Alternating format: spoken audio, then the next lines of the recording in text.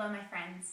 I love doing video blogs because I get excited and spend the time in the Word, and then when God gives me something, I love being able to share it with you. You know, the Word says, go into the world and make disciples, teaching them everything I've taught you. And so I love when God gives me something that I can turn around and help you. I know how much I learned from a lot of other teachers, so it's just, I love to just be able to give back.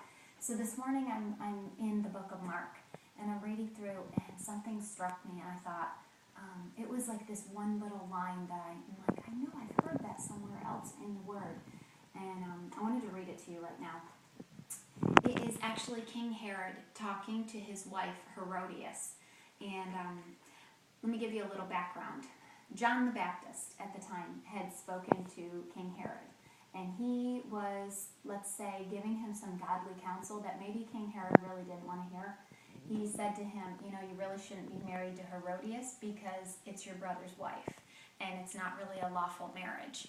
And Herodias, his wife, of course, didn't want to hear that.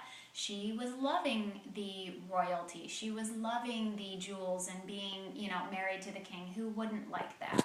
She was married to a lot of her materialism as well. So when one day when King Herod is talking to Herodias, he says to her, ask me for anything you want, and I'll give it to you. And he promised her with an oath, whatever you ask for, I'll give it to you up to half my kingdom.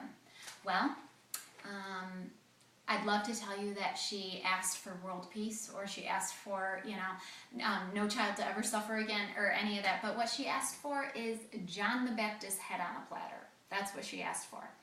And why? Because she didn't want to hear the truth. She didn't want to hear the truth from someone telling her that she should not be married to the king, that lawfully it's not the right thing to do. She wanted to protect her power. She wanted to protect her materialism. She wanted to protect all that because of selfishness. But when I read this, I thought, I know I've heard a king say that before, and I remembered it was in the book of Esther. In the Old Testament, we meet... it was really awesome. It's actually the king and his wife Esther. And the king says to Esther, she comes to him because she wanted to speak with him.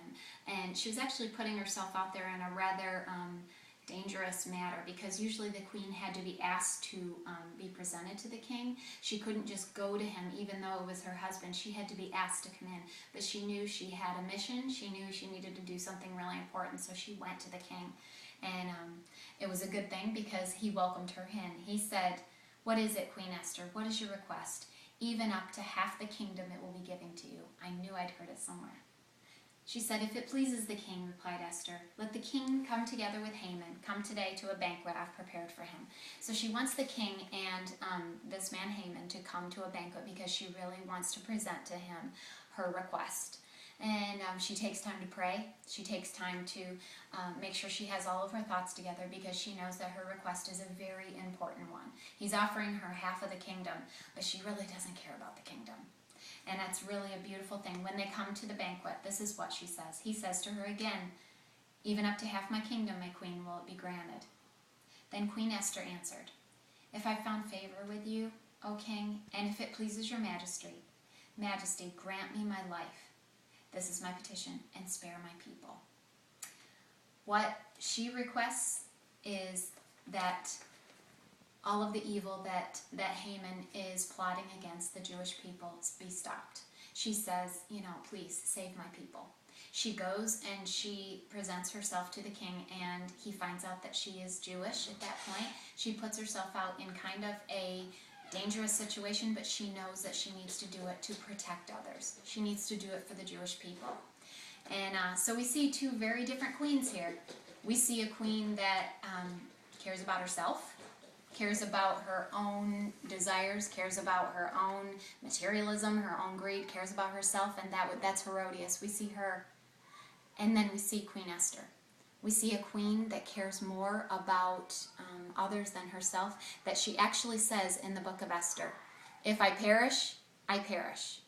And she knows the right thing to do, that she needs to do what's right and risk whatever the consequences. Trust God with the consequences. What about you? What kind of queen do you want to be?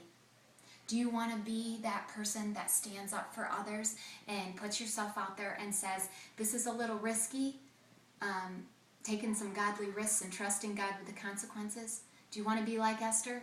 Or do you want to be like Herodias and say, I need to protect all my selfishness. I need to put my guard up. I need to protect everything because I want what I want and that's all that I want. I know what I want to be. I want to be like Queen Esther. I want to be the kind of person that says, if I perish, I perish. But I got to do what God's calling me to do. I pray that this has blessed you as much as His word has blessed me today. Have a great day.